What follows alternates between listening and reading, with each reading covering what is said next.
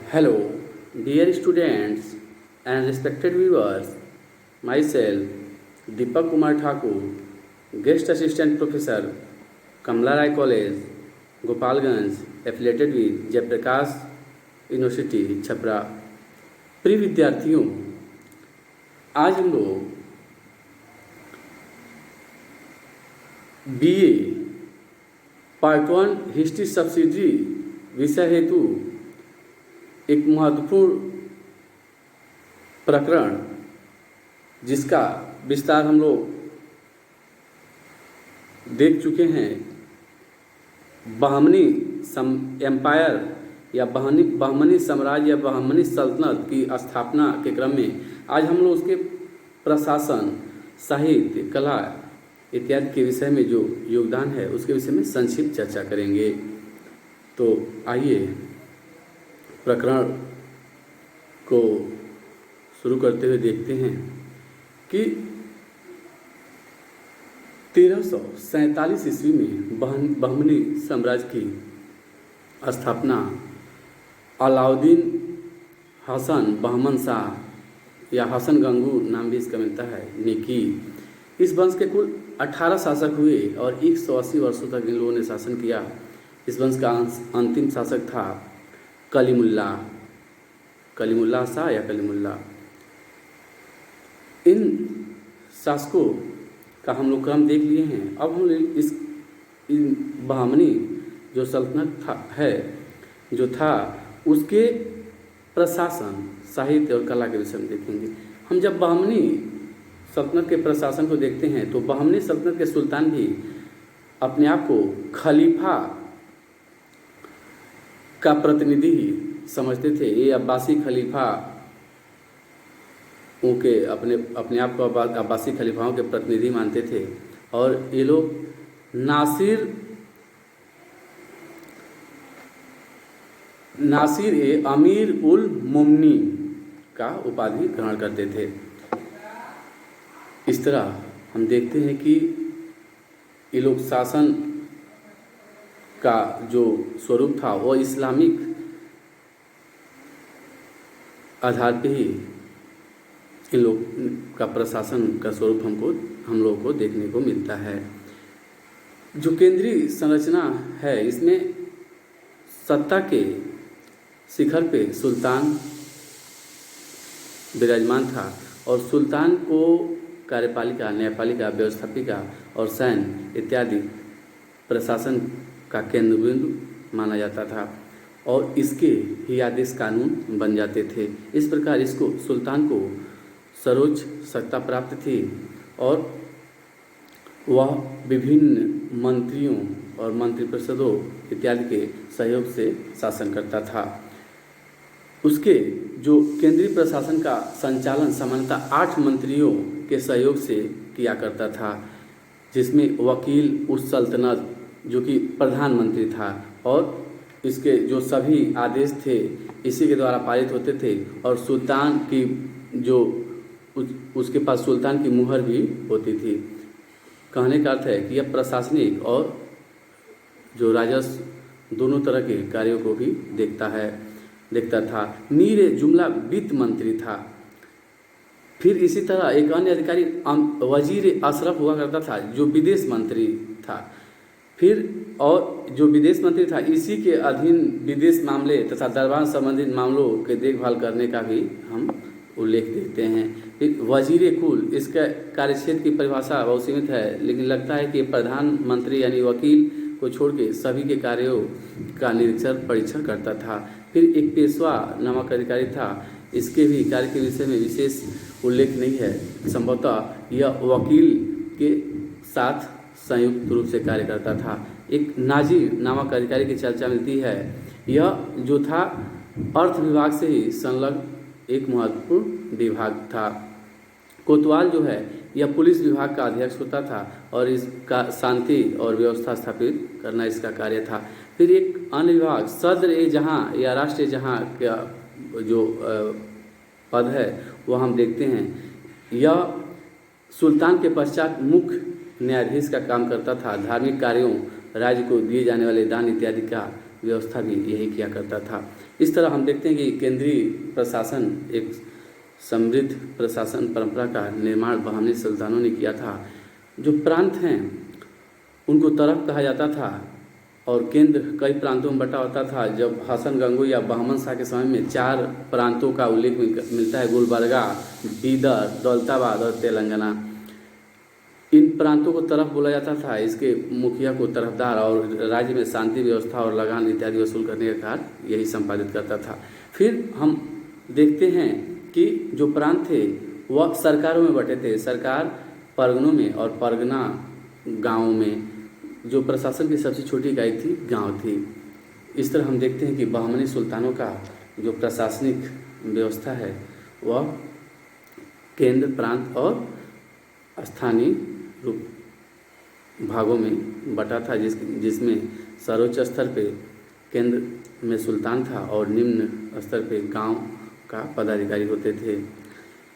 अब अगर हम बहमनी साम्राज्य के साहित्य के क्षेत्र में जो योगदान है उसके विषय में चर्चा करें तो देखते हैं कि बहमनी जो सल्तनत के सुल्तान हैं इन्होंने विद्वानों को संरक्षण दिया। अरबी फारसी विद्वानों को विदेशों से आमंत्रित किए, उन्हें बसाए और उनसे उनकी रचनाओं से बहमनी जो वंश है वह संस्कृति, दक्षिण भारत में संस्कृति का केंद्र बन गया था।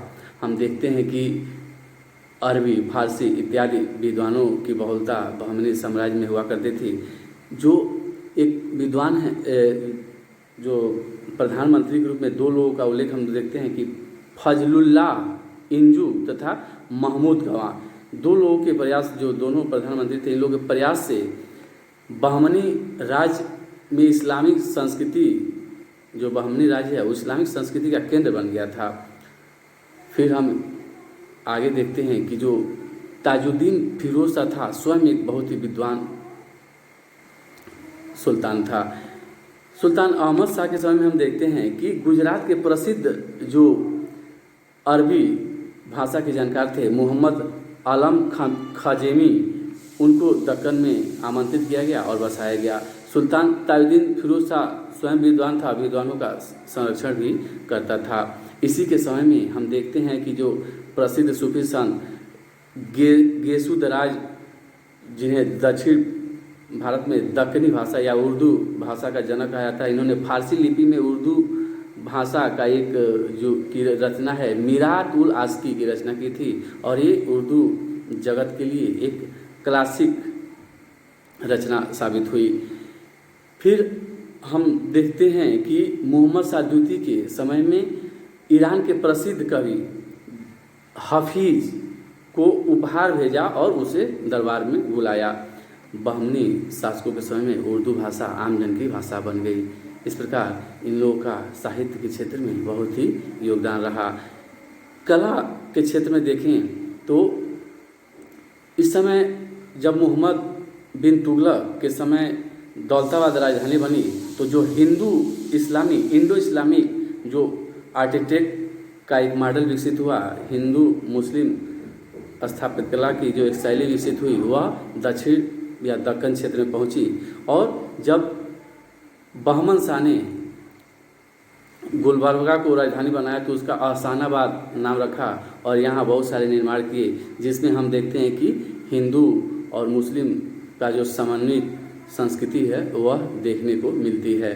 फिर भी हम इसमें बहमनी राज्य में जो हिंदू इस्लामिक कल्चर का विकास था वह आगे तक तो जारी रहा, लेकिन इसको 2-3 चरणों में हम देख सकते हैं, जिसमें कभी हिंदू मुस्लिम इंडो इस्लामिक कल्चर डोमिनेट था, प्रभावी था, तो कभी दूसरे चरण में फारसी कल्चर का प्रभाव था। फिर हम देखते हैं कि एक देशज जो विदेशी और जो स्थानीय शैली है उसको मिला के एक दक्कनी शैली का विस्तार हुआ। इसे 3 चरणों में देख सकते हैं। प्रथम चरण हम देखते हैं गुलबर्गा, जब गुलबर्गा राजधानी हुआ करती थी तो उस समय हम देखते हैं कि गुलबर्गा में बहुत सारे इमारत और मकबरों का निर्माण किया गया, जिससे एक इंडो इस्लामिक कल्चर का विकास हुआ।